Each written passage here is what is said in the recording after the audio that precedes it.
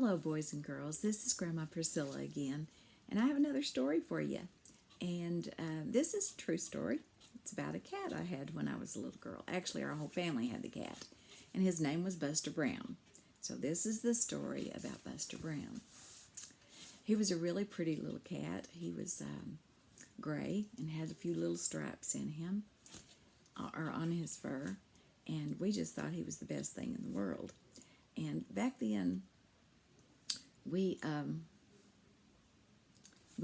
lived on a farm, and he was a barn cat, but he would come up and visit us sometimes, and at the house, and of course we'd pet him and make over him and everything. But he would go back to the barn, and his job at the barn was to catch mice and sometimes snakes if snakes got in the barn. But he was a good barn cat, and so he took care of all the critters that would get in there that wasn't supposed to be in there. So I really loved Buster Brown, and I loved to pet him. So he was all the years of me growing up, of us growing up, me and my brothers and my sister, we had Buster Brown on the farm. Well, one day when I was a little bit older, I was probably 11 or 12 years old when we moved from the farm, and we moved to a town. We moved into town. Well, not exactly in town, but just a little ways out of town, and it was about 5 miles away from where we had our farm.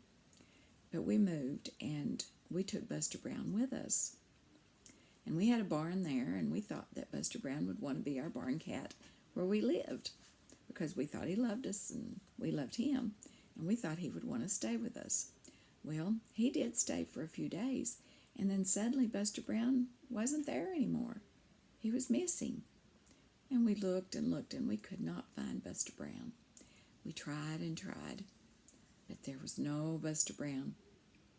So we looked and looked, and about 2 or 3 weeks later, my daddy and my brothers had to go back out to the farm to get some stuff and to check on the cattle and everything, because we kept cattle out there, and they would go feed them and check on them. And they went out there one day, and guess who was there in the barn? Buster Brown. Buster Brown had walked all the way from town, all the way back to the farm. And we don't know how he found his way, but he did.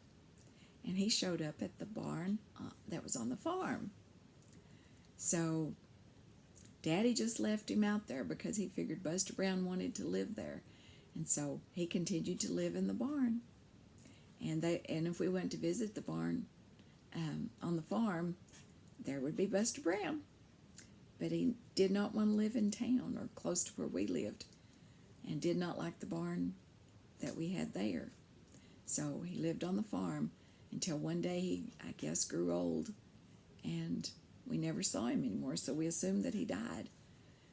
So that was the end of Buster Brown, but he sure was a good old barn cat. Y'all have sweet dreams, and I'll see you next time.